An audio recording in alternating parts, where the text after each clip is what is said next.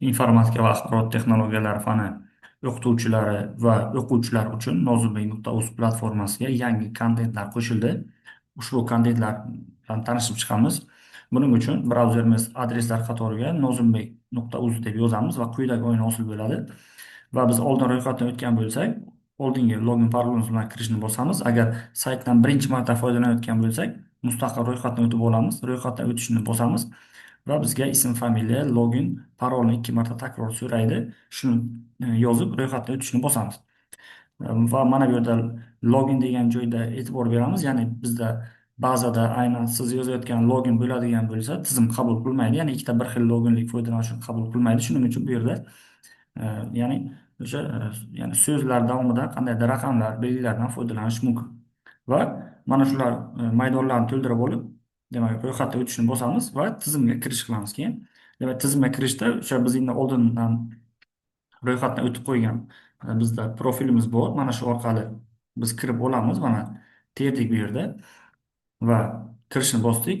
Mana bizda tizim ochildi va mana bu yuqori qismda fanlar, testlar, hisob to'ldirish bular ya'ni attestatsiyaga tayyorlanayotgan ustozlarimiz uchun mo'ljallangan va pastdagi mana bu qismlar demak o'sha biz o'quvchilar uchun kontentlarni to'ldirib boryapmiz.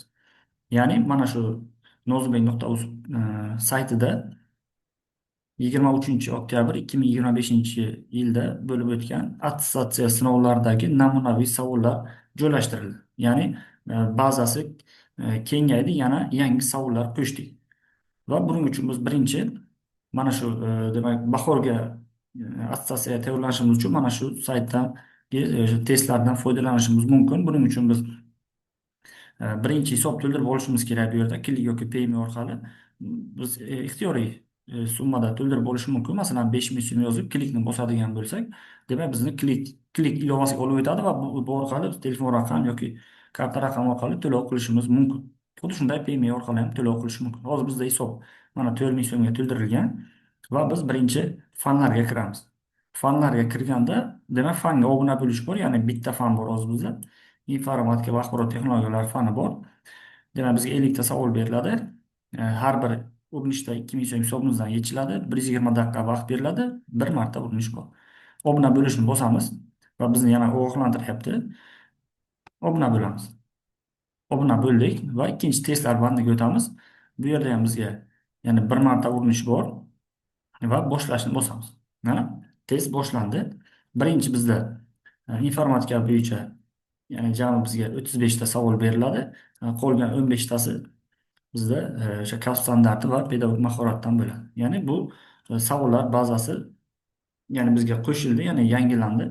O'sha 23 oktyabrda bo'lib o'tgan attestatsiya savollariga demak namunaviy savollar mana shu yerga joylashtirildi. Va mana shularni hammasini belgilab chiqamiz. Endi hozir bu yerda shunchaki mana tavakkalga belgilab olyapmiz. JavaScript, Scratch va hokazo mana hammasi bizda bu yerda savollar bor. Ya'ni bazasi 2000 dan oshdi bizdagi nozibek.uz saytidagi savollar bazasi. Va mana shularni belgilab olamiz. Shu ketma-ketlikda mana belgilab olyapmiz. Bundan so'ng bizda 35 savoldan keyin mana pedagogik mahorat demak savollari berilyapti va bularni ham kasb standarti bo'yicha savollar beriladi va mana shularni ham tezgina belgilab olamiz. Va bo'ldi, demak belgilash mumkin. Mana testni yuborish qilamiz. Testni yakunlaymiz. Mana bizga 13 ta to'g'ri javob berildi. 26% tashkil etyapti 50 ta savoldan. Javoblarni ko'rishni bosamiz va natijalarim banida o'zi har bitta testni yakunlagandan so'ng natijalar kelib tushadi. Hozir bitta urinish qildik, shuning uchun mana 13 ta to'g'ri javob deyapti. Ko'rishni bosamiz va biz har bitta savolga to'g'ri yoki noto'g'ri javob berganimizni ko'rishimiz mumkin. Masalan, mana bu savolga mana biz noto'g'ri javob berganmiz. Biz 7 ni belgilagan ekanmiz, to'g'ri javob 4 ekan.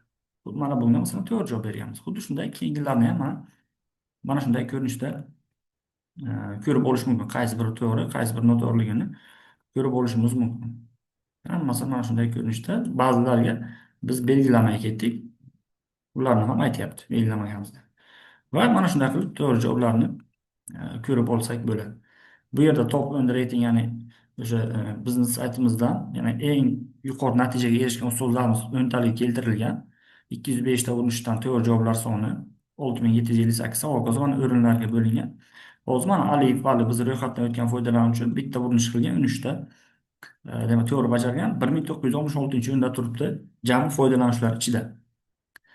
Bundan tashqari mana kurslar bandi bor. Kurslar bandiga kiradigan bo'lsa, bu yerda ya'ni zamonaviy dasturiy vositalar, ya'ni o'sha Cambridge darsligidagi demak dasturiy vositalar bo'yicha demak kontentlar tayyorlangan va 3 ta qismga bo'lingan. Multimedia vositalari, dasturlash vositalari va amaliy dasturiy vositalarga bo'lingan. Multimedia vositalariga kiradigan bo'lsak, birinchi bizda kursga a'zo bo'lamiz. Bular mutlaqo bepul kurslar. Ya'ni o'quvchilarimiz mustaqil ro'yxatdan o'tib, o'zlari kursga yozilib, o'zlashtirib, o'sha demak oxirida sertifikat taqdim etadi, sertifikatga ega bo'lishlari mumkin. Kursga yozilish qilamiz va biz mana kursga yozildik muvaffaqiyatli. Demak bizda hech qanaqa mana balansda demak 0 so'm yechildi, ya'ni hech qanaqa pul yechilmaydi. Kursni boshlash qilamiz. Kursni boshlash qilganda bizda har bitta o'sha dastur bo'yicha ya'ni o'sha bo'limlar bor. Ya'ni Moviy video editor, mana bu yerda mana Audacity, Moviy Marker, Pencil 2 va oxirida 9-sinf olimpiada savollari video yechimi, video dars ko'rinishida keltirilgan. Va har bittasiga javob bergandan so'ng mana bu qulchalar faollashadi. Masalan, ma'ruzani to'liq o'qib chiqqanimizdan so'ng mana bu yerda mana ma'ruzani to'liq o'qib chiqqanimizdan so'ng tugatishni bosamiz. Va bizda mana muvaffaqiyatli tugatildi deyapti. Keyin videolar qismi mana bu faollashadi. Xuddi shunday topshiriqlar bu videoni ham to'liq demak biz ko'rib bo'lganimizdan so'ng darsni tugatish qilamiz. Keyingi topshiriqlar qismi ochiladi. Topshiriqqa ham javob beramiz. Buni sun'iy intellekt tekshiradi, ChatGPT tekshirib baholaydi. Bunda ham o'sha 60% dan yuqori oladigan bo'lsak, bizda keyingi bosqichga o'tishimiz mumkin. Xuddi shunday keyingi darslarni o'zlashtirib olamiz va har bitta modul bo'yicha, bo'lim bo'yicha bizga sertifikat taqdim etiladi. O'zlashtirganimiz bo'yicha. Keyingisi xuddi shunday dasturlash vositalari bo'yicha ham demak kursga yozilish qilamiz, kursni boshlash qilamiz va bizga mana kursni boshlashda e, xuddi shu ketma-ketlik bo'ladi. Bu yerda ham JavaScript, Python, Scratch, hokazo va oxirida 10-sinflar o'rtasida o'tkazilgan olimpiada savollari video darsi keltirilgan.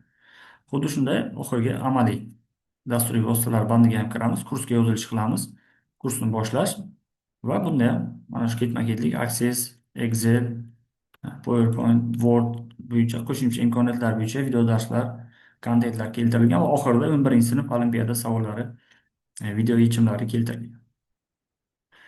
Va mana shunday qilib biz dasturiy vositalar bilan ham tanishib olishimiz mumkin. Bundan tashqari bu yerda Telegram, YouTube kanallarimizga ham o'tib video darslarni kuzatib borish mumkin. Ta'lim saytlari, qisqari masalalar ham bu yerda keltirilgan. Ya'ni bu kurslar bandi yana demak kontentlar bilan to'ldirib boriladi. Biz hozircha mana bu ustozlarimiz uchun attestatsiya, ya'ni o'sha 23 oktyabrda 2025-yilda bo'lib o'tgan attestatsiya demak namunaviy savollarni mana shu yerda saytga joylashtirdik.